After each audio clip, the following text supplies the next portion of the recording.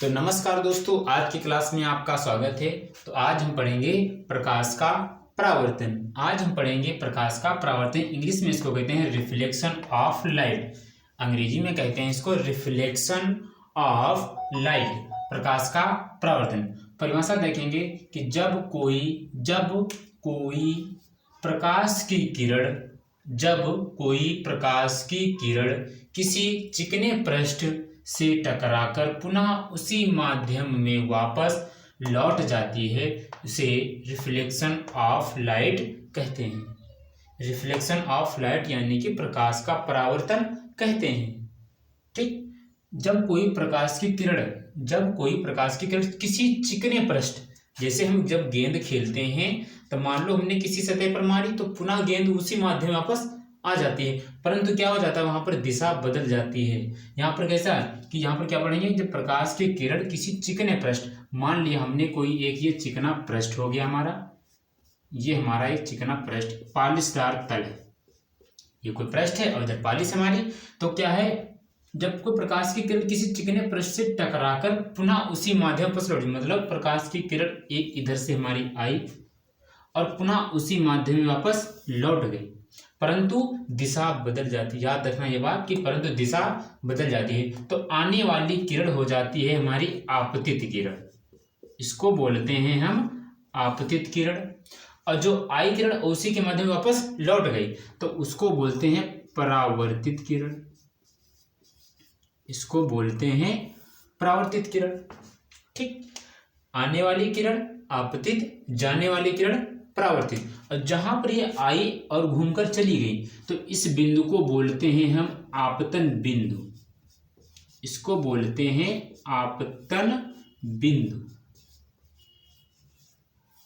ठीक, इसको क्या बोलते हैं, आपतन बिंदु। तो आपतित किरण और परावर्तित किरण और आपतन बिंदु जस्ट हमारा इसी पर अभिलंब होता है,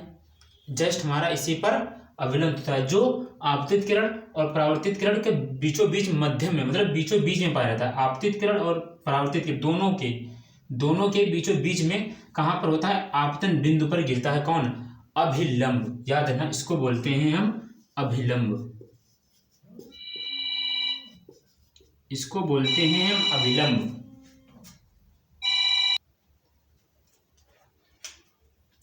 तो प्रकाश का परावर्तन हो गया।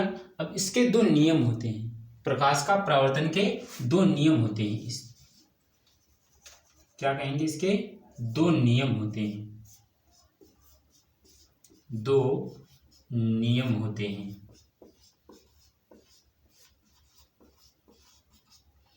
दो नियम क्या होते हैं। पहला नियम देखेंगे कि जो प्रकाश की किरण हमारी आई थी इसको बोला हमने आपतित किरण, और जो प्रकाश की किरण वापस चली गई उसको बोला हमने परावर्तित किरण। कहां पर ये दोनों आई और मुड़ी तो इसको बोलते हैं आपतन बिंदु, और इसी के बीचों बीच में क्या होता है, अभिलंब। आपतित किरण, परावर्तित किरण, आपतन बिंदु और अभिलंब चारों एक ही तल पर होते हैं। हमारा आपतित किरण,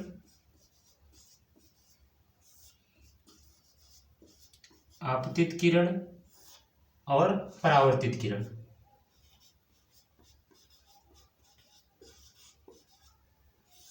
आपतित किरण और परावर्तित किरण,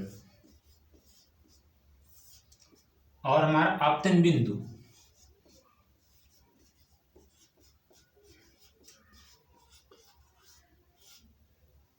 आपतन बिंदु और एक हमारा अभिलंब।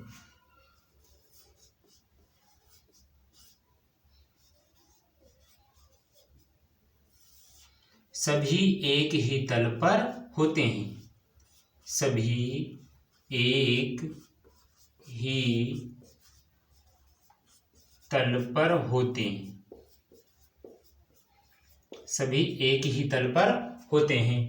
आपतित किरण, परावर्तित किरण और आपतन बिंदु और अभिलंब सभी एक ही तल पर होते हैं। किस, चिकने वाले पृष्ठ पर सभी होते हैं। तो ये हो गया हमारा परावर्तन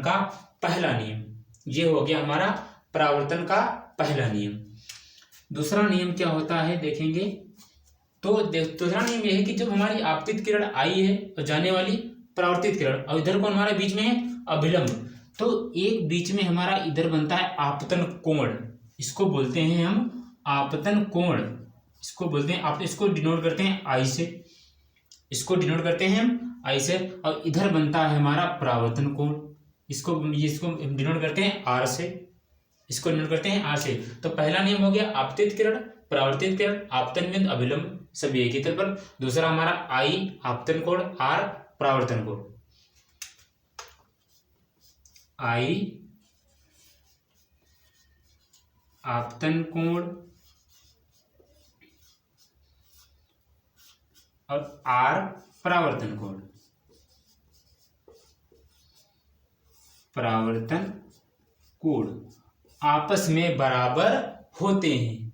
आपतन कोण परावर्तन कोण आपस में बराबर होते हैं, ये हमारा परावर्तन का दूसरा नियम है। पहला नियम क्या देखेंगे, आपतित किरण, परावर्तित किरण, आपतन बिंदु, अभिलंब सभी एक ही तल पर होते हैं। और दूसरा है आपतन कोण परावर्तन कोण आपस में बराबर होते हैं। बस इतना ही प्रकाश का परावर्तन में, और तो क्लास में बहुत बहुत है इसके बारे में, लेकिन जस्ट हम इसका संक्षेप में वर्णन इतना कर सकते हैं कि प्रकाश का परावर्तन है, इसके दो नियम हैं। दो नियम क्या है, पहला नियम, दूसरा नियम। ठीक, तो आई होप बहुत अच्छा समझ में आया है। जो ना समझ में आया होगा नोट कर लीजिएगा इसको, और जो ना समझ में आया इसको कमेंट कर दीजिएगा, बाद में देख लेंगे। धन्यवाद।